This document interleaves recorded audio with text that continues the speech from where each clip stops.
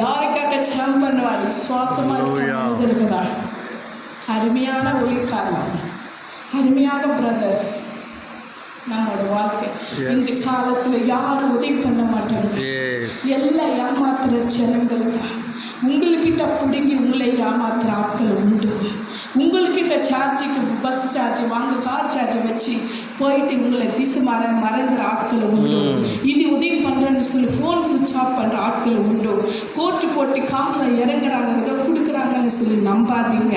தெளிந்து புத்தியோட கர்த்தரோட சன்னிதானத்தில் ஜெபம், நல்ல மனிதரை ஃபுல் ஃபிட் மேலே மற்ற விசுவாசங்களுக்காக ஆசைப்படாதீங்க. உங்களுக்கு இருக்க விசுவாசங்களை வச்சு சந்தோஷப்படுங்க.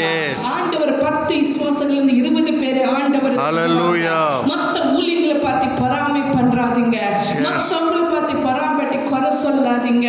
எது பார்த்தாலும் பணத்துக்காக அவங்களுக்கு கொடுக்குற 2000 3000த்துக்காக ஏமாத்தி பொய் சொல்ற ஆட்களா இருக்காதீங்க. சாப்பாடுக்கு பொய் சொல்லி வாங்குற ஆட்களா இருக்காதீங்க. உண்மையான ஆட்களா இருங்க. உண்மையான ஊழியம் பண்ணுங்க. உண்மையா இருங்க. தேவன் எப்போ வராரு நமக்கு தெரியாது. அவர் இன்னைக்கு வரலாம், கொஞ்ச நேரம் கழிச்சு இருக்கலாம். அவர் வாசகல்ல நிற்கிறார். எந்த நேரமையில 2வது வருகை உண்டு. நம்ம போற வீட்டுக்கு போறோமோ இல்லையா கூட நமக்கு தெரியாது. நமக்கு என்ன ஆகுமோ நமக்கு தெரியாது. இந்த காலம் பொய்யான காலமா இருக்குது. இந்த நேரம் பொய்யான நேரமா இருக்குது.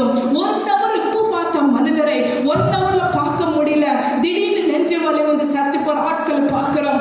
ஆக்சிடென்ட்ல போற ஆட்களை பார்க்கிறோம். நம்ம எப்படி உயிர் இழந்துருமோ நமக்கு தெரியாது. ஆனா உண்மையான ஊழியக்காரா இருக்கு. கட்டணும்னு சொன்னா தாழ்மை இல்லாம இப்படி இருந்தானா அந்த ஆள் இருதயத்தை மாத்துவார். யாரோ ஒருத்தர் போட்டு கொடுத்துருவாங்க, அவர் கொடுக்க மாட்டாங்க. அது செய்யறது ஆண்டவர் சொல்றாங்க. தலையில முடி கூட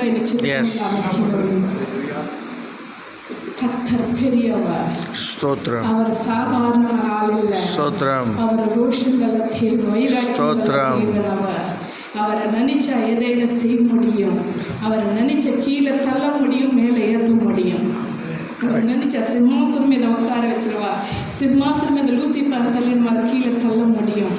ஆனால் இப்படிப்பட்ட ஊழியக்காரர் ஆசிர்வதிக்க மாட்டார். உண்மையா, உத்தமமா, விசுவாசமா தேவல முன்னாடி முட்டி போட்டு ஜெபிக்கிறார்.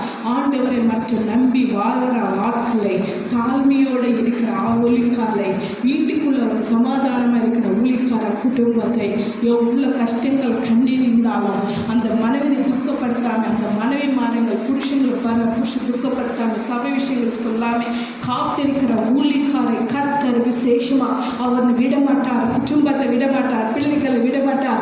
ஆபிரகாம் ஆசீர்வதிக்க போல ஆண்டவர் ஆசீர்வதிப்பார். இசாக்கு ஆசீர்வதிக்க போல ஆண்டவர் ஆசீர்வதிப்பார். யாக்கோபு